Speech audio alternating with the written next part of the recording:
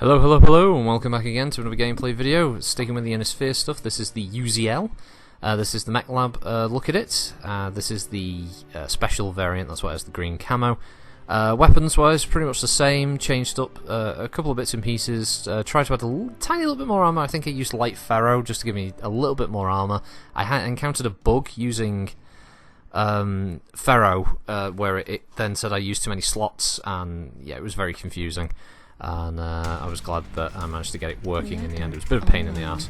But yeah, light ferro got me a little bit of extra armor, ammunition, and heat sinks and all the rest of it unchanged. And obviously there are no skills. This is a brand new mech, and this video goes on the day that they dropped. So, the Uziel, it is built by Farillo, or on Farillo, by one of the Liran Commonwealth factories. It was not built at the Hesperus factory, which gave it a bit of a black mark for some who did not feel that it was up to standard. However, it is a all-round trooper mech. Basically, it's a frontline dog's body of a medium mech. It was designed for pretty much any and all role, be it close combat, defense, long-range sniping, infantry support, vehicle support, air attack support. Whatever you need, it's going to try and do it. And in that respect, it is very good. It's got jump jets. It's got a really good XL 300XL engine. It's incredibly fast without speed tweak, 97 kph. And yes, it comes with 2 ER smalls, an ER medium, a large pulse, a SRM6, and a LBX2. So as you can see, it's kind of all over the shop. It is a jack of all trades mech.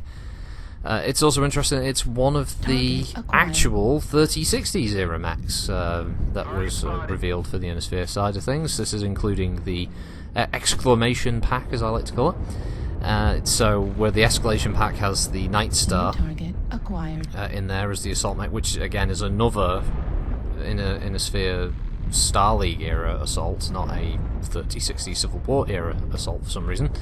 I suspect it's something to do with them not wanting to add in the Sphere Omnis.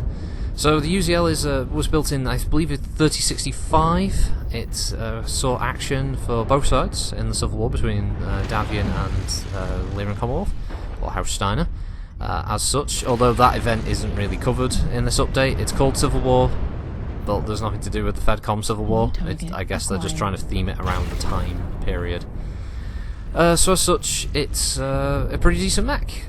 It has a bizarre running animation, as you would have seen earlier. Its legs look like they're literally going to fall off. But first impressions, I like it.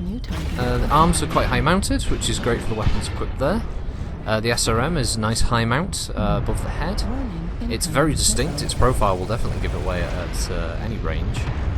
And its speed and jump jets make it highly manoeuvrable, and I could see it benefiting from the manoeuvrability skill tree quite successfully. It's not something that you tank with. It's definitely more of a kind of a scout. Yeah, I'd say a scout support mech within MechWarrior Online's realm of play.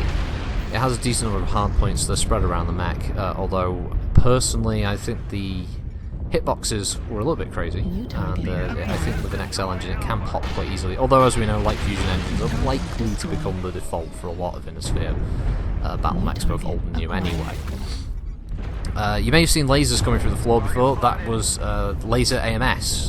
It seems to ignore ceilings and fires through them, and thus comes out the floor in front of you, and it looks like you're being shot with small lasers. It's a bit strange, to be honest, to see that. But yeah, there isn't really much sort of thematically about the Uziel to talk about. It was just one of many mechs that were developed at a later stage, post-clan invasion, where they wanted to make use of some of the newer tech that was coming in. And it's actually one of the few mechs I'll be able to run that comes with that new tech. Pretty much the whole mech is equipped with that. Although it's not my favourite variant of it, I do prefer the earlier model that comes with 2 PPCs and the machine guns. I do prefer that. It kind of reminds me of playing an adder but with high-mounted arms instead. This one is all over the effing shop, and I was glad that I managed to get some kind of configuration of weapons that worked for me, especially. But yeah, I love the speed, I love the look of the mech, I really like although the weapons are a bit eclectic and the damage is not brilliant, customization wise, with all these new weapons and stuff, you're bound to find something that's going to work for you these days. In the past, where it may have struggled, that's just not the case anymore. MechWarrior Online's Civil War update has certainly added a lot of variance and very, very interesting choices for players. What it means for me, of course, is my if I was bothered about stats, my win-loss is definitely going to drop considerably, and I may end up having to take the Uziel just to try and keep it competitive, so to speak. And yeah, so would I recommend it?